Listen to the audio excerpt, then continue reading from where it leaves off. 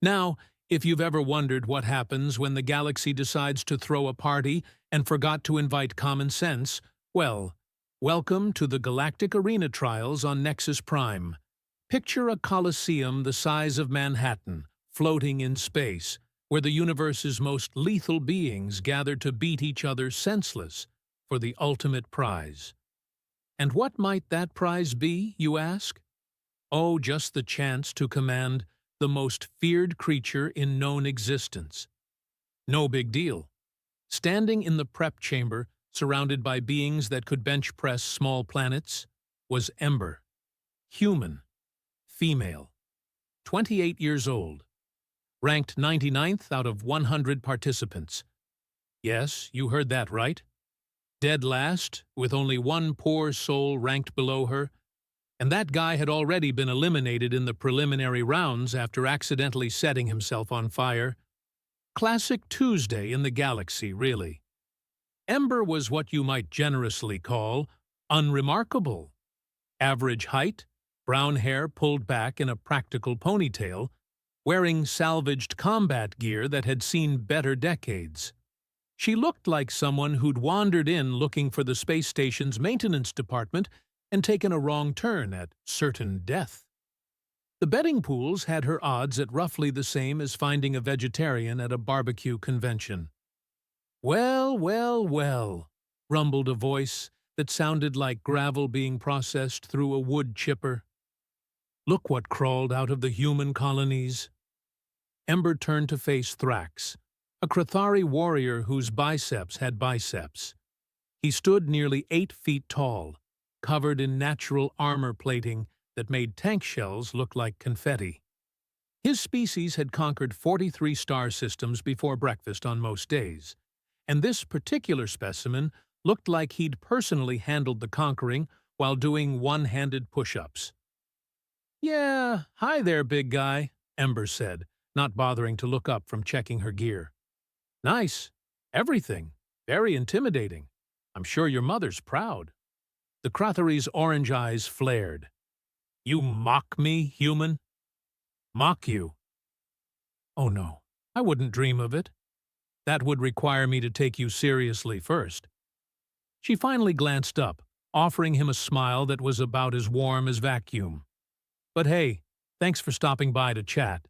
Really makes a girl feel welcome." Several nearby competitors turned to watch what they assumed would be Ember's swift and messy demise. Instead, Thrax just stared for a moment, processing this level of casual disrespect, then threw back his massive head and laughed. A sound like avalanches having an argument. "I like you, little human. I will make your death quick." "How thoughtful. I'll be sure to write a thank you note." Ember went back to her equipment check. "Assuming I can find enough pieces of myself afterward to hold a pen?" The arena's speakers crackled to life, and Blitz's voice echoed through the prep chambers. Blitz was the tournament's announcer, a Nexari with vocal cords that could shatter glass and the professional enthusiasm of someone who got paid per exclamation point.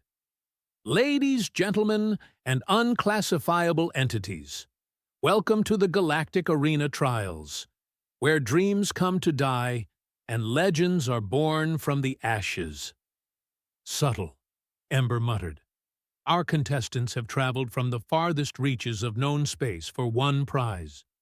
Command of the legendary apex predator of Kethmore, the last of its kind. A creature so powerful, so ancient, that entire civilizations have risen and fallen in its shadow." The other competitors straightened, eyes gleaming with anticipation. Ember, meanwhile, was wondering if it was too late to fake her own death and catch the next transport home. Probably. But a girl could dream. "The rules are simple," Blitz continued, his voice rising to near shriek levels. 100 enter. Only one commands. Everything else is just creative problem-solving. A massive Zilonian warrior. Think octopus crossed with a nightmare, but with better fashion sense. Raised several of its tentacle arms. What exactly does command mean? It gurgled in the universal translator's voice. Good question, Ember thought. She'd been wondering the same thing. The tournament's prize description had been frustratingly vague. Just endless hype about ultimate power and cosmic dominion and other phrases that sounded impressive but meant absolutely nothing. Classic galactic bureaucracy. All sizzle, no substance. All will be revealed to the victor, Blitz announced, which was announcement speak for, "We'll make something up when we get there." The first matches began with all the subtlety of a supernova. Ember watched from the waiting area as competitors tore into each other with weapons that violated several laws of physics. Plasma beams that melted through solid matter, gravitational hammers that turned opponents into very flat pancakes, and one memorable fighter who seemed to be made entirely of aggressive electricity. "Combat pairing announcement," Blitz's voice boomed. "Arena 3, Ember of Earth Colony designation." There was a pause, apparently while someone checked their notes. "Sorry, folks. Apparently her paperwork just says somewhere out there, Earth Colony somewhere out there versus Slicks the Dissolver." "Oh, wonderful," Ember sighed, grabbing her gear. "I get the one whose name is a job description." Arena 3 was what you might call atmosphere-friendly, if your definition of friendly included massive spinning saw blades, pools of acid, and gravity that seemed to change direction based on its mood. Ember stepped into the space and immediately got a look at her opponent. Slicks, the Dissolver was, well, imagine if someone took every nightmare about being dissolved alive and gave it arms and legs and a really bad attitude.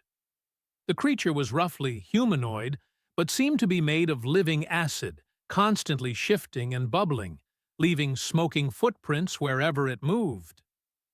"This should be fun," Ember said to nobody, in particular, then louder, "Hey, Slicks! Nice! Everything! Really brings out your eyes." Slicks responded by spraying a stream of what was presumably digestive fluid in her direction. Ember dove aside, the acid eating through the arena floor where she'd been standing. "Okay, so we're not chatty. Got it." The creature advanced, leaving a trail of dissolved metal behind it. Ember backed away, mind racing. Direct combat was obviously out. Touching this thing would turn her into human soup faster than she could say, "Workers' compensation claim." But the arena had possibilities. She noticed the gravity fluctuations seemed to follow a pattern. Every 30 seconds, it shifted orientation. And those spinning saw blades weren't just decoration. They were part of the arena's environmental hazards, which meant, "Hey, Slicks!" she called out, still backing away. "Bet you can't hit me from there." Another spray of acid. This time, instead of dodging completely aside, Ember timed it perfectly. She dropped flat just as the gravity shifted, and suddenly, up became sideways. The acid stream, no longer affected by the arena's directional pull, splattered harmlessly against what had been the wall and was now the floor. Slicks looked confused, which was impressive considering it didn't really have a face. "Oh, that's adorable. It's trying to think."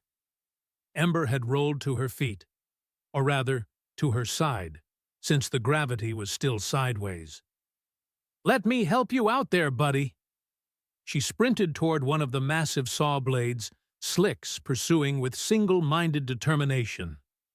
The creature was faster than she'd hoped, but not quite fast enough to account for what happened when Ember suddenly grabbed a support strut and swung herself up just as the gravity shifted again. Slicks, moving too fast to stop, sailed directly into the spinning saw blade. The result was, well, let's just say that when an unstoppable force meets an immovable object, and both are really, really sharp, The cleanup crew is going to need hazard pay. Combat concluded, Blitz announced. Winner, Ember of Earth Colony somewhere out there. By creative use of arena environmental systems and what our judges are calling weaponized physics. Ember dusted herself off, grinning. 1 down, 98 to go. This should be interesting. What she didn't notice, as she walked out of the arena to the sound of confused applause, was that several very important people in the observation deck had just leaned forward in their seats. The kind of people who knew exactly what the tournament was really about. And they were suddenly very interested in the human who'd just won her first match by turning the arena itself into a weapon. Back in the prep area, Thrax caught her arm as she passed. That was unexpected human. Ember. And yeah, I get that a lot. She shrugged. Sometimes the best way to win a fight is to change the rules of the fight. Clever. But cleverness will not help you against stronger opponents. Maybe not. But I'm betting it'll help me last longer than most people think. She patted his massive arm. Don't worry, big guy. I'm sure you'll get your chance to make my death quick and painless. Just maybe not as quick as you originally planned. As she walked away, Thrax found himself actually hoping she'd make it a few more rounds. It had been a long time since anyone had surprised him. In the arena control room, beings who'd seen 1,000 tournaments were suddenly very quiet. On their screens, they watched footage of Ember's victory, played and replayed in slow motion. Interesting, murmured one of them, a figure whose species was old when the stars were young. Very interesting indeed. Should we adjust the parameters? Asked another. Number, let's see how this plays out. It's been a very long time since we had a candidate who understood that the arena isn't the enemy. They continued watching as Ember prepared for her next match. Unaware that she'd just passed a test she didn't even know she was taking. Because the Galactic Arena Trials weren't really about finding the strongest fighter. They were about finding someone worthy of a much more important responsibility. And Ember, ranked 99th out of 100, had just shown them something that none of the stronger, more obvious candidates had demonstrated. She understood that sometimes the best way to solve a problem wasn't to fight it head-on. Sometimes you just had to think differently about what the problem actually was. 3 matches in, and Ember had officially become what the betting pools were calling an anomaly. Not a rising star, mind you. The galaxy wasn't quite ready to admit that a human mechanic might actually know what she was doing. No, she was just a delightful little glitch in their carefully calculated odds, like finding out your morning coffee was actually decaf after you'd already praised its energizing properties. The arena's medical bay had become her second home, not because she was getting particularly injured, but because it was the only quiet place to think between matches. Ember sat on a bio-bed, letting a medical droid seal up a cut on her arm while she studied footage of her next opponent on a portable display. Gorvek, the Bone Crusher. Because apparently, when your species named their warriors, subtlety had been on vacation. The footage showed a Crithari even larger than Thrax, if such a thing were possible. Gorvek moved with the casual confidence of someone who'd never met a problem that couldn't be solved by hitting it harder. His previous 3 matches had lasted a combined total of 2 minutes, and that was only because the referees needed time to scrape his opponents off the arena walls. Charming, Ember muttered, pausing the footage on a particularly brutal finishing move. I'm sure he's lovely at dinner parties. The medical droid beeped apologetically. Probability analysis suggests your survival. Odds against Crithari warrior designation Gorvek are approximately... Don't. Ember held up a hand. Just don't. I've got enough people telling me I'm going to die without getting it from the medical equipment, too. She'd won her second match against a Mindari psychic by the simple expedient of wearing a jury-rigged neural scrambler she'd built from arena maintenance equipment. Turns out, when your entire fighting style depends on reading your opponent's thoughts, facing someone wearing the mental equivalent of a strobe light is remarkably disorienting. Her third victory had come against a plasma-wielding Zilonian, who'd made the mistake of assuming humans were as fragile as they looked. Pro tip: when someone's been raised fixing machinery in zero-G, their pain tolerance tends to be calibrated differently than most people expect. But Gorvek was different. The Krathari didn't rely on fancy powers or advanced technology. He just hit things until they stopped moving, and his track record suggested this was a surprisingly effective strategy. Combat pairing announcement. Blitz's voice echoed through the medical bay. Arena Prime, the main event. Ember of Earth Colony, somewhere out there, versus Gorvek the Bone Crusher. This is it, folks. David versus Goliath. If David were significantly smaller, and Goliath had a really impressive collection of previous Davids' skulls. Subtle as always, Blitz, Ember sighed, sliding off the bio bed, really painting a picture of confidence there.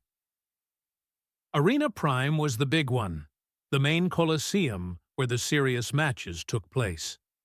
As Ember walked through the entrance tunnel, she could hear the roar of the crowd. Hundreds of thousands of beings from across the galaxy, all gathered to watch her get turned into component atoms by someone whose biceps had their own zip codes. The arena itself was a masterpiece of controlled chaos. Multiple levels, shifting platforms, environmental hazards that changed configuration every few minutes. It was designed to be unpredictable, to force fighters to adapt constantly. Which, Ember reflected, was probably the only reason she'd made it this far. Gorvek was already waiting in the center of the arena, and seeing him in person made the footage look like a gentle nature documentary. He stood nearly 10 feet tall, his natural armor gleaming under the arena lights. Each of his 4 arms ended in claws that could probably cut through starship hull plating, and his orange eyes held the kind of focus that suggested he was already planning what to do with her remains. "Little human," he rumbled as she approached, his voice carrying easily across the arena. "I have watched your fights. Clever tricks. But tricks will not help you here." "Yeah, I get that a lot." Ember stretched, trying to work out the tension in her shoulders. "Question for you, big guy. Do you ever get tired of people telling you how big and scary you are? Like, does it ever get old, or is it still a thrill every time?" Gorvek's head tilted slightly, apparently processing this unexpected line of conversation. "You make jokes? Before you die?" "Oh, constantly. It's a human thing. We tend to get chatty when we're nervous." She grinned up at him. "Fair warning. I'm extremely nervous right now, so I might not shut up until one of us stops breathing."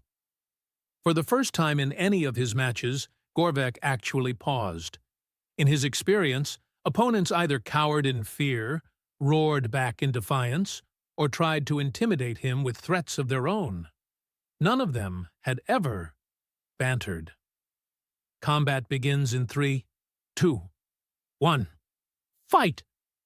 Gorvek lunged forward with surprising speed for something his size. Ember was already moving, diving aside as massive claws raked through the air where her head had been. She rolled, came up running, and immediately began what could generously be called strategic retreating, and more accurately be described as running like hell. The Krathari pursued, each stride covering twice the distance of hers. But Ember wasn't trying to outrun him. She was leading him on a tour of the arena's more interesting features. "So," she called over her shoulder as she vaulted over a low barrier, "what's it like being the favorite to win? Must be nice, having everyone expect you to succeed. Another swipe, close enough that she felt the wind from his claws. You talk too much, human. Ember! And yeah, I really do. She ducked under a swinging platform, leading him toward one of the arena's gravity wells. My friends used to say I could talk the ears off a Vulcarian. Course, Vulcarians don't actually have ears, so that was more of a metaphorical. Gorvek's roar cut her off as he charged straight into the gravity well. The localized field caught him, spinning him around like a very large, very angry toy. Ember used the momentary reprieve to catch her breath and reassess. The problem was simple. She couldn't hurt him. Not directly. His natural armor was too thick, and he was too fast for her to set up any of the elaborate traps she'd used in previous matches. But the arena was full of possibilities. She noticed the pattern in the shifting platforms. They moved on a predictable cycle, designed to create temporary bridges and barriers.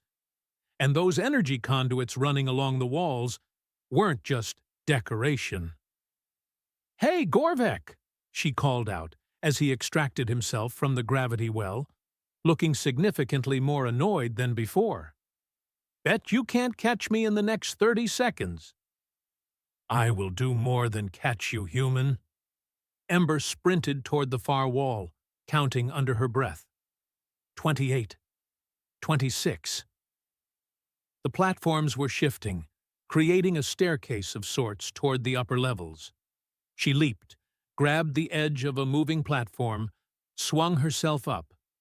20. 18. Gorvek was right behind her, using his superior strength to simply punch handholds in the arena structure where none existed. 15. 12. Almost there. 8. 6.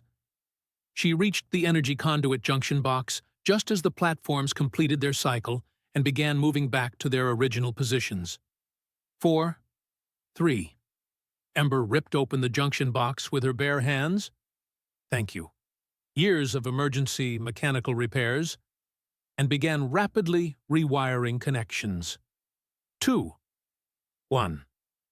The platform Gorvek was standing on suddenly reversed direction at triple speed, launching him across the arena like a very large, very surprised projectile. He hit the far wall with a sound like a meteor impact, slid down, and lay still for a moment. Then he got up. "Oh, come on," Ember muttered. "That should have at least given you a headache." But as Gorvek shook off the impact, she noticed something. He was favoring his left side. The collision had done some damage after all. Not much, but enough. And more importantly, he was looking at her differently now. Not like prey to be casually swatted, but like an actual opponent who needed to be taken seriously. "Clever," he admitted, rolling his massive shoulders. "But you cannot run forever." "Don't need to run forever," Ember replied, already moving toward her next position. "Just need to run long enough." What followed was less a fight and more a very violent game of three-dimensional chess. Ember would set up a trap. Gorvek would charge through it, take minimal damage but expend enormous amounts of energy. Then she'd disappear to set up the next one. Death by 1,000 cuts. Except the cuts were environmental hazards, and the death was hopefully going to be exhaustion rather than actual death. It might have worked too, if not for the arena's helpful computer systems. "Environmental hazard cycling complete," the arena announced cheerfully. "Entering stable configuration for final phase combat." The platforms stopped moving. The gravity wells shut down. The energy conduits locked into standard power distribution mode. Suddenly, all of Ember's advantages disappeared, leaving her standing in the middle of a static arena with a very large, very annoyed Krathari warrior who just figured out that chasing her around for 10 minutes had been the equivalent of an angry warm-up exercise. Ah, Ember said quietly. That's less than ideal. Gorvek smiled, which was about as pleasant as watching a landslide approach your house. No more tricks, human. Now we fight. He was right, of course. There was nowhere left to run, nothing left to improvise with. Just her, him, and the growing certainty that her improbable winning streak was about to come to a very definitive end. But as Gorvek advanced, something interesting happened. Instead of the panic she'd expected, Ember felt a strange calm settle over her. Maybe it was acceptance of the inevitable, or maybe it was something else entirely. Because as she watched the massive warrior approach, she found herself noticing things. The slight hesitation in his left side, where her improvised catapult had actually done some damage. The way his breathing had changed, not winded exactly, but working harder than it had been. The fact that despite his size and strength, he'd been chasing her around for 10 minutes instead of ending the fight immediately. "You know what, Gorvek?" she said, settling into a defensive stance that felt oddly familiar. "You're absolutely right. No more tricks." And for the first time since the tournament began, Ember stopped running and prepared to fight. What she didn't know was that in the observation deck, several very old and very powerful beings had just leaned forward in their seats with interest that bordered on excitement. Because they'd been watching for something specific, and they'd just seen it. The human had stopped trying to avoid the fight. Now she was ready to face it on its own terms. If you'd told anyone at the beginning of the tournament that the semifinals would feature a human mechanic from nowhere in particular facing off against galaxy-class killers, they'd have recommended you for psychological evaluation. Yet here we were. 4 contestants left, and somehow Ember had clawed her way up from dead last to, well, still probably dead, but at least she'd die in good company. Her match against Gorvek had ended in the most anticlimactic way possible. He'd collapsed from exhaustion exactly 36 seconds before she would have. Turns out, chasing someone around an ever-changing obstacle course for 20 minutes while weighing roughly as much as a small starship was actually pretty tiring. Who knew? The semifinal arena was called the Labyrinth of Whispers, which should have been Ember's first clue that her opponent was going to be significantly more annoying than usual. The space was a maze of mirrors, shadows, and surfaces that seemed to absorb light rather than reflect it. Perfect hunting ground for someone whose entire identity was apparently mysterious assassin who probably shops in the brooding section of the villain store. Whisper had eliminated their previous opponents without anyone actually seeing how. One moment, there'd be a fighter. The next moment, there'd be a very surprised corpse and a vague sense that something had moved in the shadows. The betting pools weren't even taking odds on this match. They were just accepting donations for Ember's memorial fund. Combat begins in 3, 2, 1, fight! And immediately, Ember was alone in the maze. Well, not alone, obviously. Whisper was in there somewhere, probably doing mysterious assassin things like breathing quietly and thinking dark thoughts. But the arena had that special quality of silence that only comes when someone who kills people for a living is actively trying to kill you. Ember moved carefully through the maze, every nerve on edge. This wasn't like her previous fights, where she could see the threat coming. This was psychological warfare, and she was pretty sure she was losing before it even started. "So!" she called out, her voice echoing strangely off the mirrored walls. "Whisper, right? That's a fun name. Very ominous. Did you pick it yourself? Or was it assigned by some kind of assassin registry?" Silence. Not even an echo. "I'm just curious about the career path, you know? Like, did you wake up one day and think, I want to be mysterious and stabby? Or was it more of a gradual thing? A shadow moved in her peripheral vision. Ember spun toward it, but there was nothing there except her own reflection, looking significantly more nervous than she'd prefer. Right. Not much of a conversationalist. I get it. Maintaining the mystique and all that? That's when she noticed something odd. The mirrors weren't just reflecting her image. They were reflecting it slightly wrong. A half-second delay, like watching herself on a bad video feed, which meant, "Oh, that's clever," she murmured. Then louder, "Shadow tech, right? You're using the mirrors to bend light around yourself. Very fancy. Must have cost a fortune." Still no response, but she caught another flicker of movement. This time she didn't turn toward it. Instead, she kept talking, while carefully observing the mirror reflections.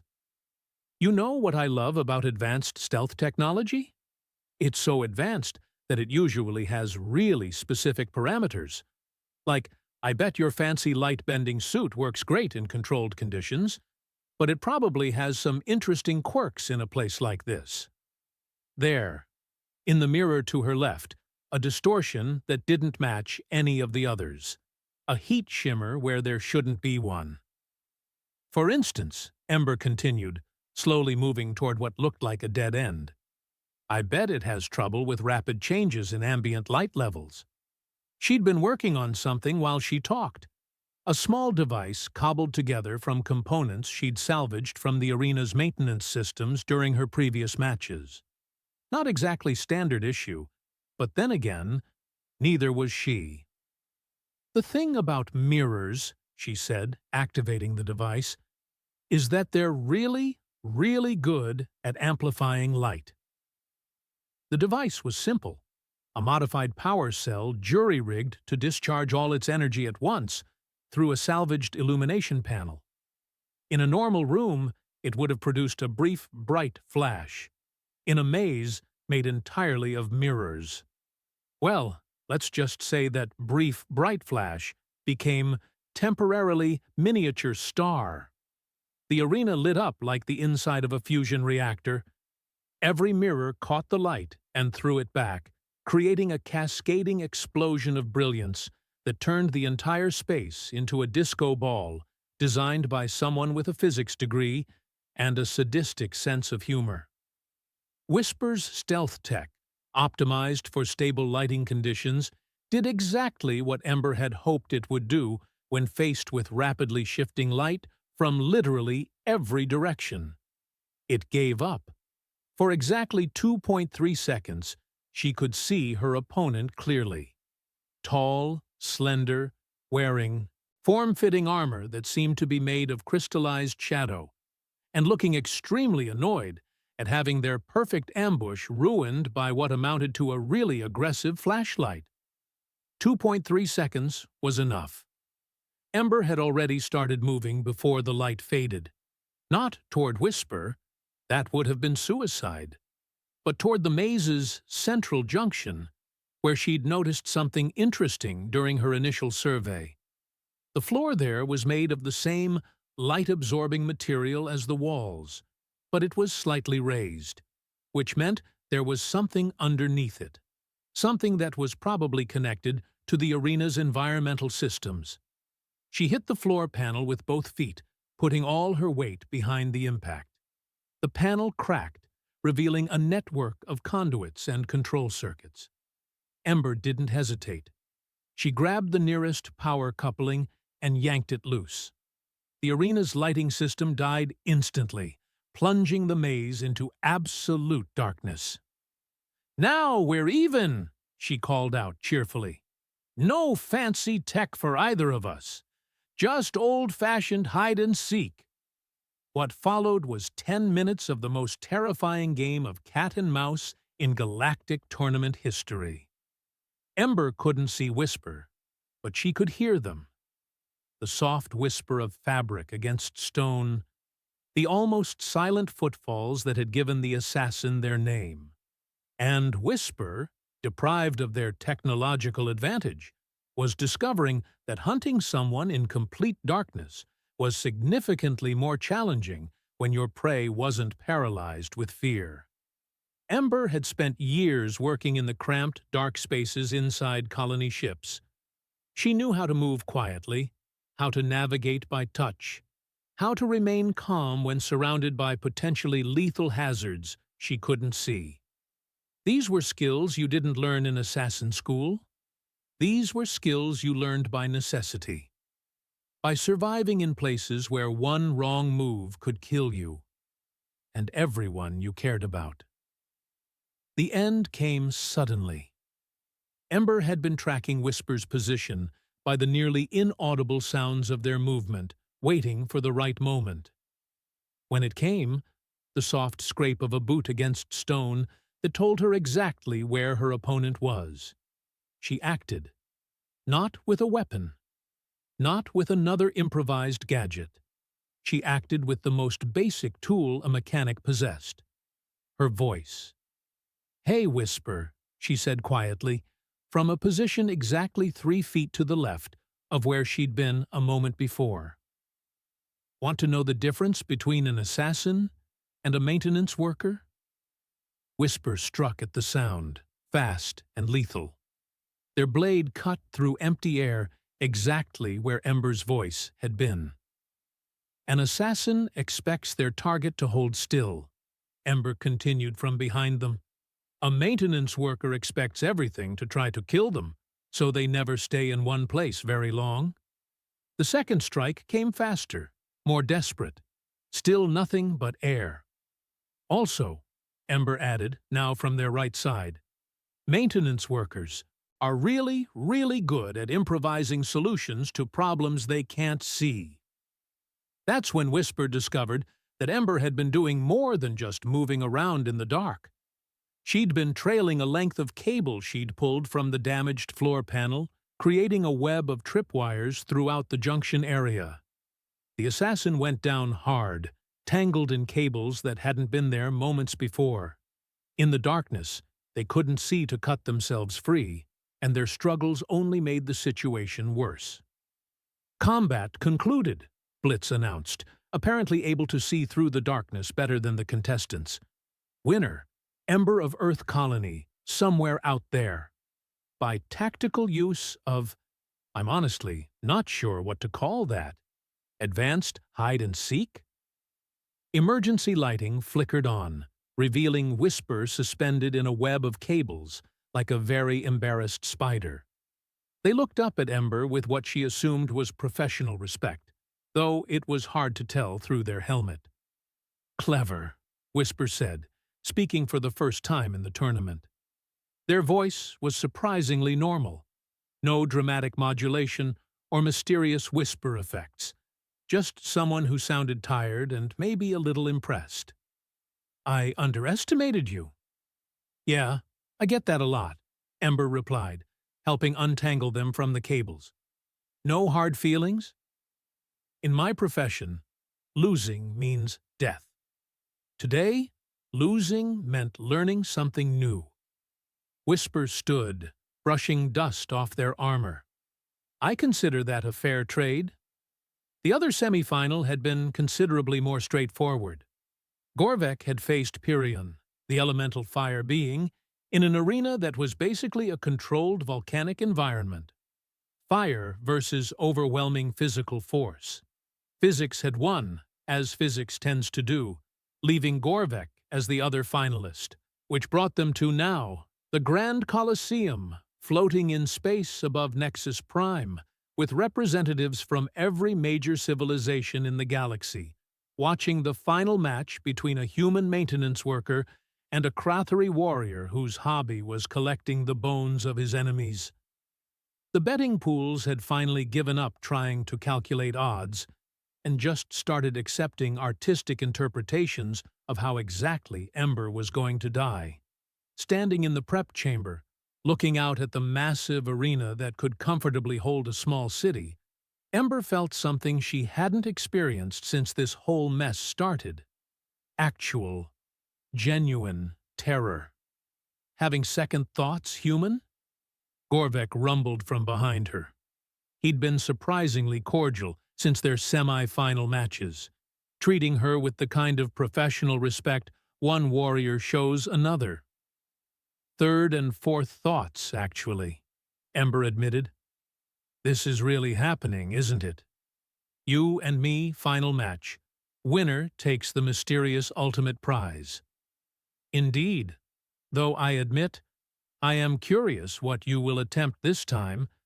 The arena is too large for your usual tricks. Ember studied the Colosseum through the observation window. He was right. It was massive, mostly open space with minimal environmental hazards. No maze to hide in, no complex machinery to sabotage. Just a big, empty space where raw combat skill would determine the winner. Yeah, she said quietly. I'm pretty much out of tricks. What she didn't say was that she'd been thinking about something Whisper had mentioned, about underestimating her. Everyone had been doing that from the beginning, assuming she was just getting lucky, just barely scraping by on cleverness and chance. But what if that wasn't what was happening at all? What if she'd been winning because she was approaching the entire tournament with a fundamentally different understanding of what the fights were actually about? Combat begins in 5 minutes, Blitz announced.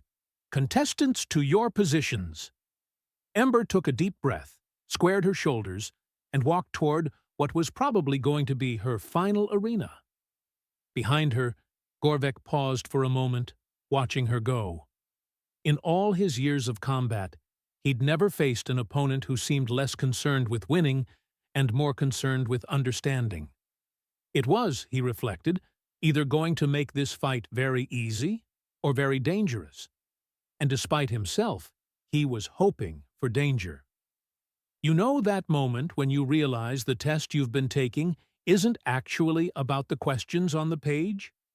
Well, welcome to Ember's final exam in How Badly Can the Universe Mess with Your Expectations 101.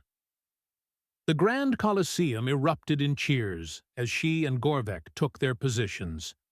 Millions of beings across the galaxy held their breath, credit accounts, and various body parts while waiting to see if the impossible underdog story would end with triumph or just really creative dismemberment.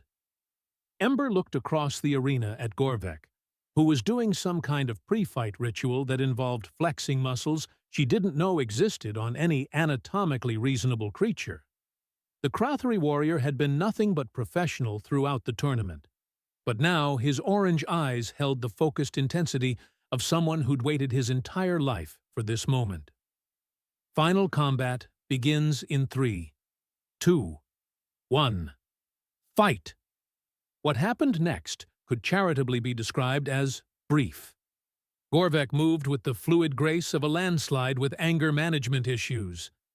Ember, displaying the tactical brilliance that had gotten her this far, did the most sensible thing possible. She got thoroughly, comprehensively, and artistically demolished. It wasn't even close. Every trick she tried, Gorvek countered, every feint, every desperate gambit, every last-ditch effort to find some kind of advantage in the vast, empty arena. Nothing worked. Within 5 minutes, she was on her back, bleeding from approximately everywhere, staring up at the artificial sky, while Gorvek stood over her with the satisfied air of someone who'd just solved a particularly entertaining puzzle. "You fought well, human," he said, not even breathing. "Hard. Better than I expected. But this is where your story ends." "Yeah," Ember wheezed, tasting copper. "Probably should have seen this coming." The crowd roared its approval as Gorvek raised all 4 arms in victory. Blitz's voice boomed across the Colosseum. "Ladies, gentlemen, and unclassifiable entities, our champion, Gorvek the Bone Crusher. Now, let us present him with his prize, command of the legendary Apex Predator." That's when things got interesting. The arena floor began to split open with the grinding sound of massive machinery. Emergency barriers sprang up around the viewing areas. Apparently, meeting the prize required some safety precautions.